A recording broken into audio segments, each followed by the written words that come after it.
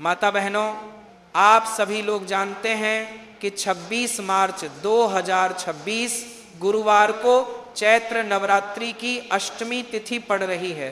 माता बहनों, यह वह नवरात्रि अष्टमी तिथि है जो चैत्र मास में पड़ने वाली सबसे बड़ी अष्टमी तिथि है और इसका बहुत ही बड़ा और विशेष महत्व होता है। अगर कभी भी मौका लग जाए तो आप लोगों को कील और लहसुन लेकर बहुत छोटा सा उपाय करना है। इन दोनों का संयोग बहुत ही कम आता है क्योंकि ऐसा दिन पूरे साल में सिर्फ एक ही बार आता है। माता बहनों, आप सभी लोग जानते हो कि चैत्र नवरात्रि अष्टमी व्रत का अगर सबसे बड़ा कोई उपाय है तो वह कील और लहसुन वाला उपाय है।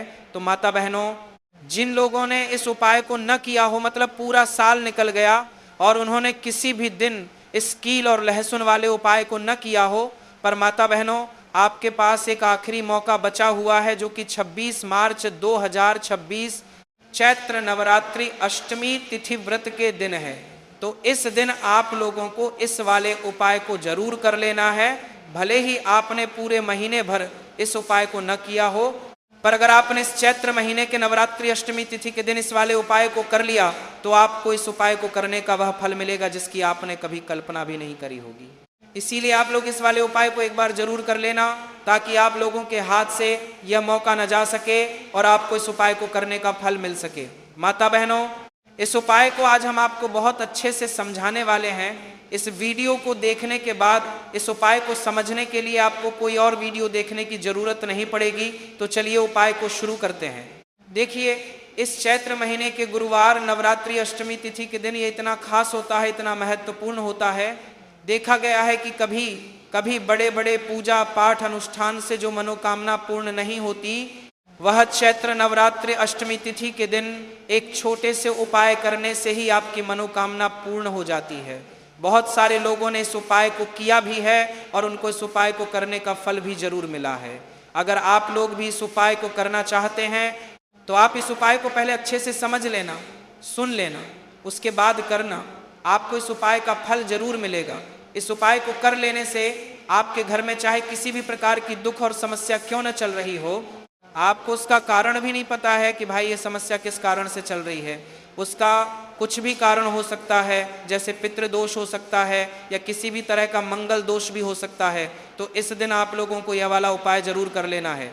यह एक ऐसा उपाय है जिस उपाय को अगर किसी विशेष दिन पर किया जाए तो उस विशेष दिन का फल तो हमें मिलता ही मिलता है, पर हमने उस दिन पर इस उपाय को किया है तो हमें उससे भी बड़ा फल मिलता है और फल बहुत जल्दी मिलता है क्योंकि आप इस उपाय को बहुत ही बड़े और विशेष दिन पर कर रहे हैं। तो चलिए अब उपाय के बारे में बात करते हैं, लेकिन उससे पहले आप लोगों को यह जानना आवश्यक है कि आखिर ये उपाय किस समय करना है, किसको करना है और कैसे करना है। तो चलिए हम आगे आपको वीडियो में एक एक करके बता देते हैं। लेकिन उससे पहले अगर आप लोग हमारे चैनल पर पहली बार आए हैं या फिर मेरी आवाज़ आज पहली बार सुन रहे हैं आप लोग हमारे चैनल पर, तो हमारे चैनल को सब्सक्राइब जरूर कर लेना और इस वीडियो को लाइक करके कमेंट बॉक्स में श्री शिवाय नमस्तुभ्यम ओम नमः शिवाय जरूर टाइप कर देना। तो मेरी माताएं, इस कील और लहसुन वाले उपाय को हमें इस चैत्र महीने के नवरात्रि अष्टमी तिथि के दिन कैसे करना है, किसको करना है, किस समय करना है और कहाँ पर करना है, ये सारे सवालों के जवाब आपको इस वीडियो में मिल जाएंगे। और जो ये वीडियो देखेगा भाई, उसको कील और लहसुन वाला उपाय जरूर करना चाहिए क्योंकि इस दिन कील और लहसुन का भी बहुत ही बड़ा और विशेष महत्व होता है।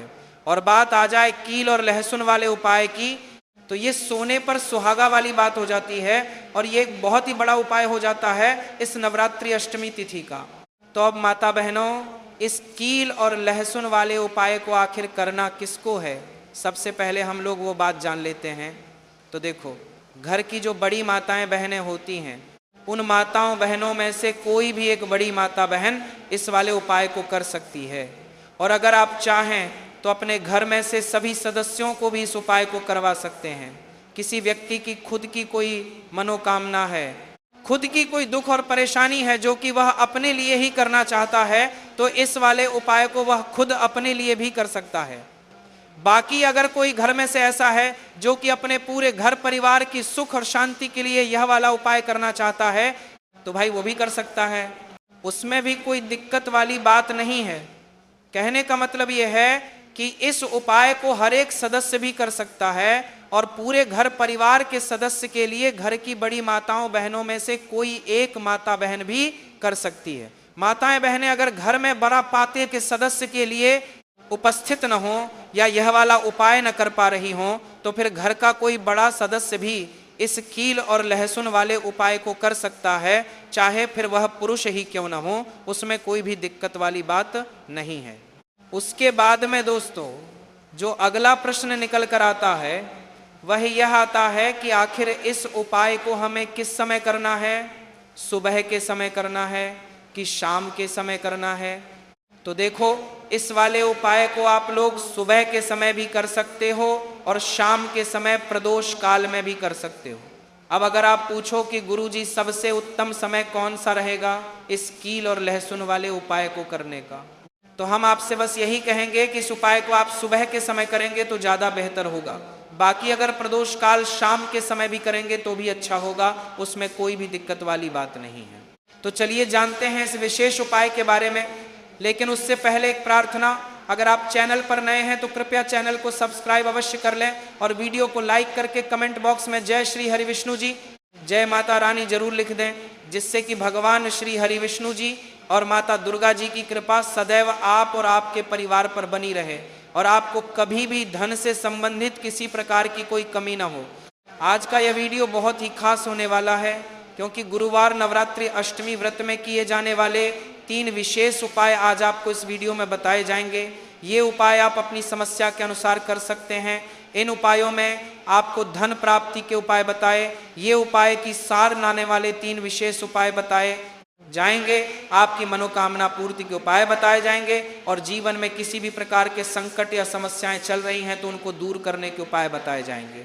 चलिए जानते हैं सबसे पहले और सबसे खास उपाय के बारे में।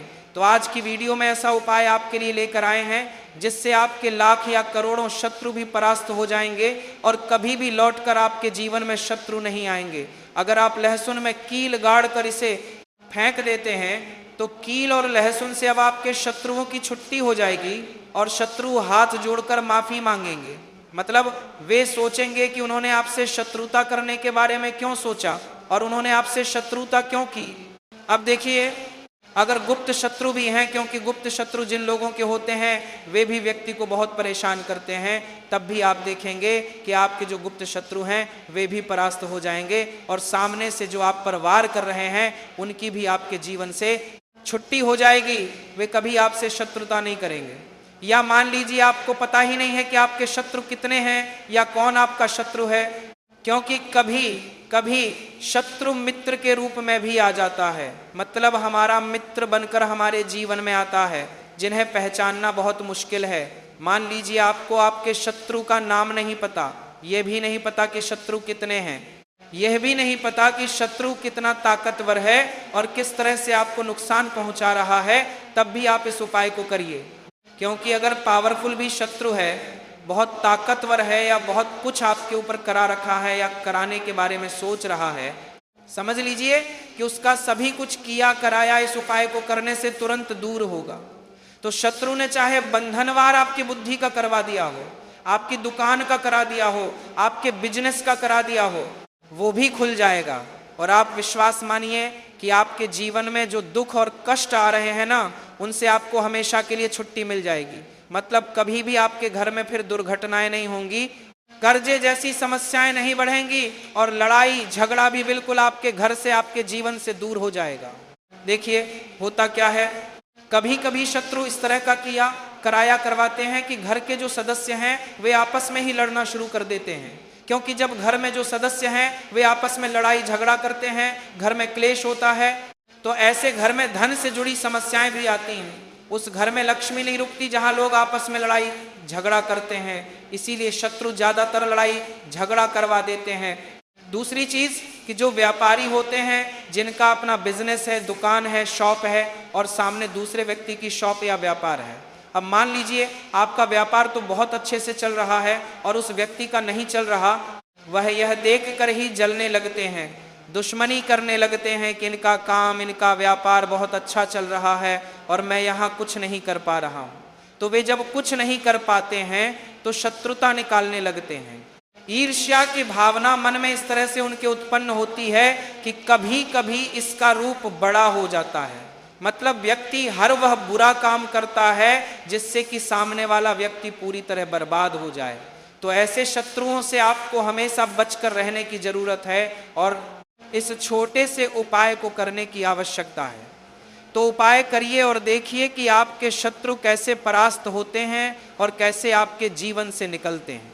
तो चलिए जल्दी से बात कर लेते हैं उपाय की कि किस तरह से लहसुन में आपको कील गाड़नी है और इस लहसुन को कहाँ फेंकना है और इस उपाय को किस दिन और किस समय करना है। सबसे पहली बात कि इस उपाय को स्त्री हो या पुरुष कोई भी कर सकता है।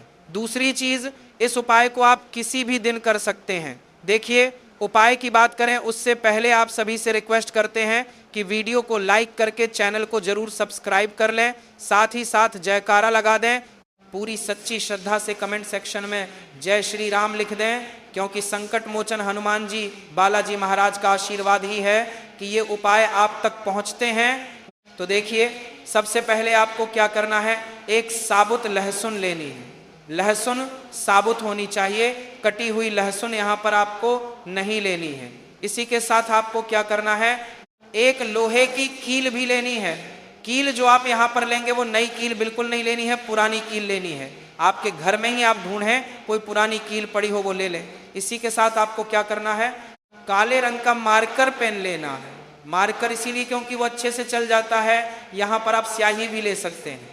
अब देखिए आपको करना क्या है, इन तीनों चीजों को लेकर आपको दक्षिण दिशा में फेस करके बैठ जाना है। अपने घर की दक्षिण दिशा में जमीन पर बैठकर आपको इस उपाय को करना है।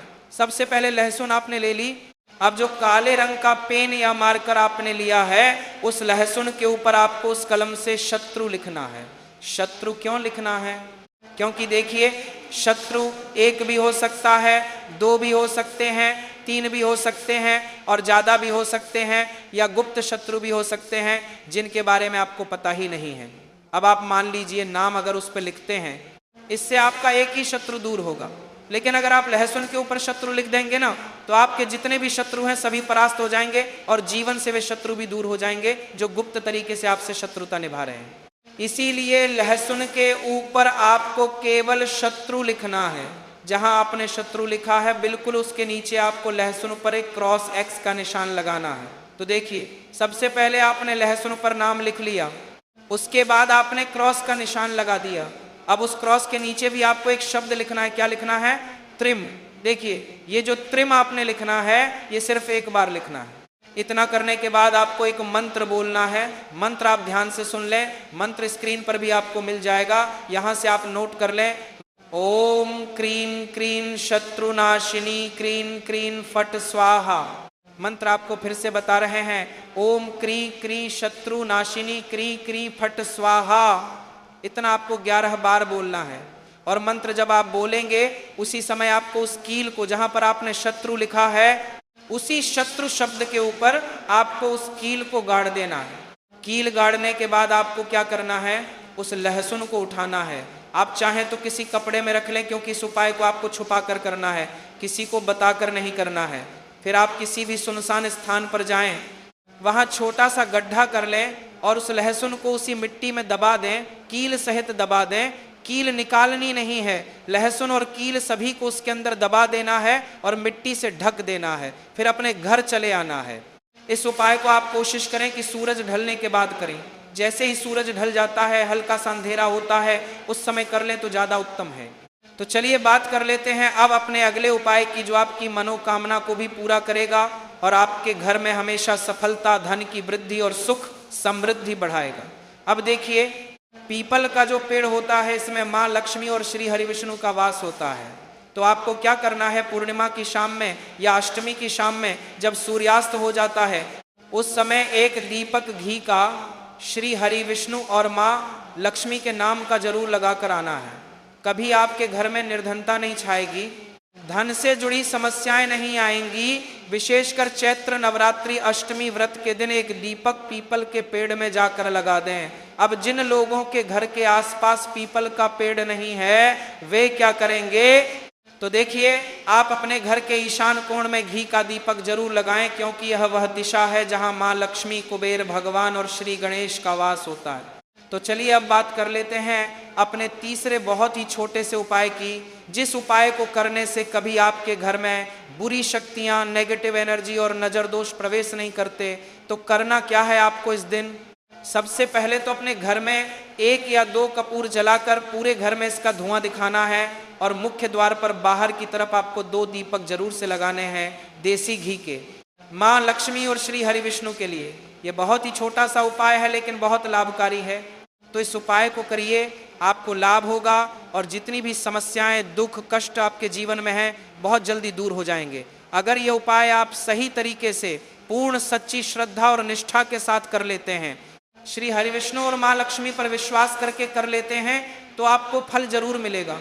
कोई भी उपाय जब आप करें तो हमेशा यह सोच कर करें कि मेरा यह उपाय जरूर सफल होगा और मुझे भगवान की कृपा जरूर मिलेगी।